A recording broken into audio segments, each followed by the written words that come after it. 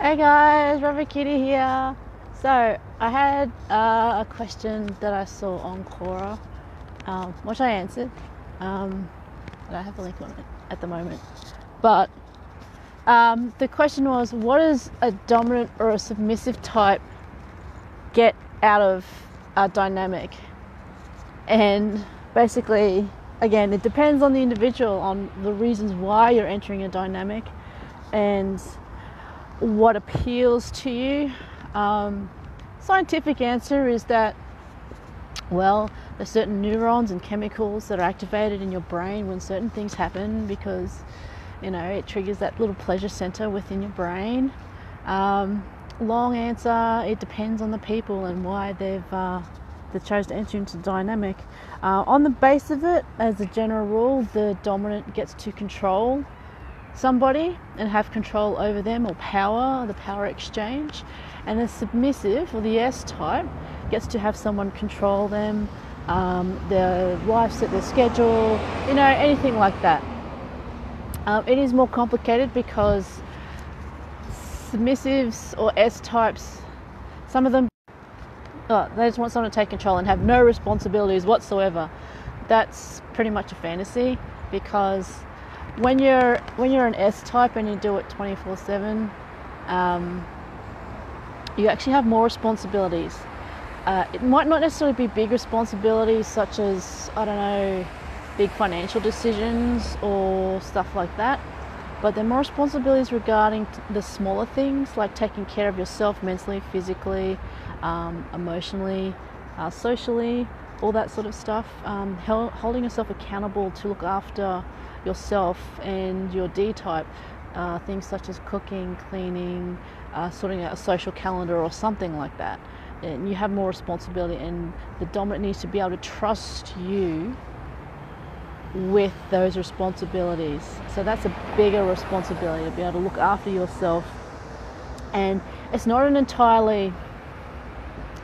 it doesn't go against the whole dynamic, because the whole principle of that is you need to be able to look after yourself and be in good health, so that you can also then look after the needs of the dominant or the D type.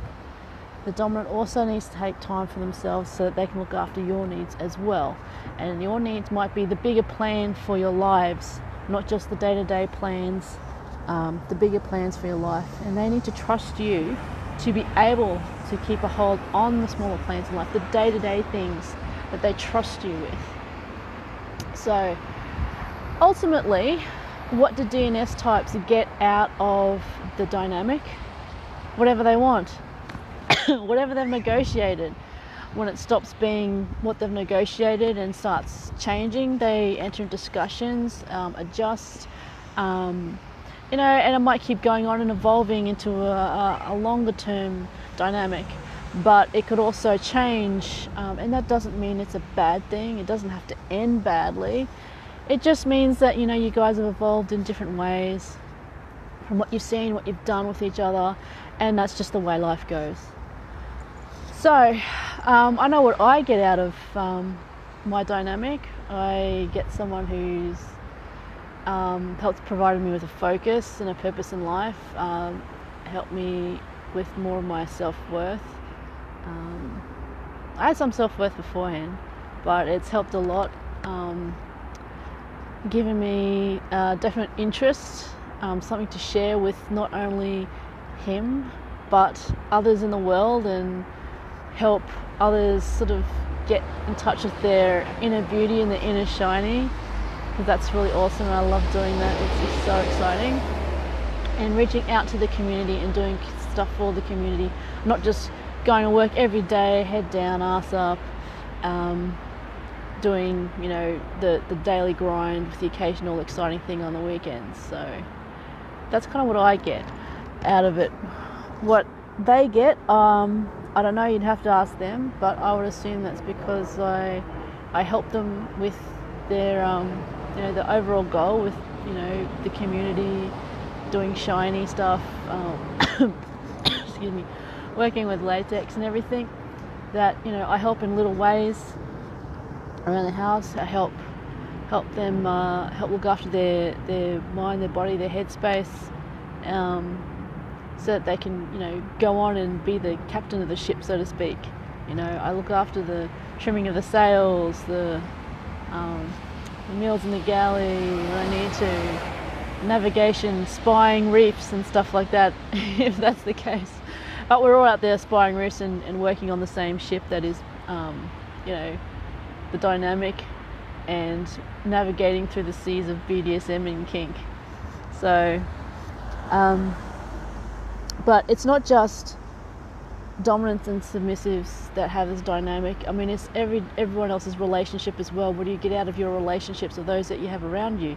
I mean, you wouldn't be in the relationships unless you got something, whether it's just the pleasure of someone's company, or that you are learning something really interesting off them.